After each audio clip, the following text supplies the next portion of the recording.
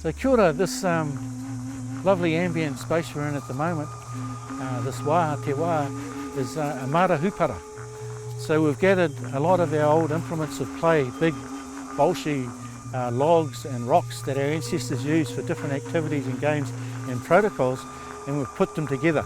Trees were a great source of food, for berries, for trapping birds, for collecting kiore. Some plants even grow, like fungi, grow up on trees at height too. So we can learn a lot from our games and from our hupara here. And the thing is, our traditional games are very flexible. Our tupuna use them in ways to prepare for the future.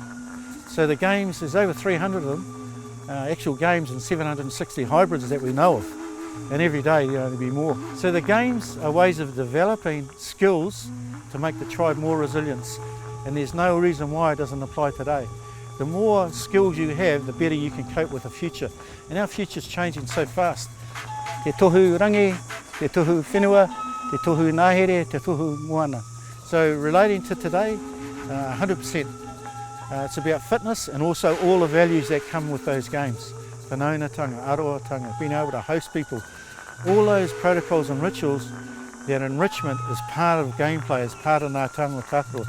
So it's not just about movement, it's about the values that go with that movement and that fun and that excitement.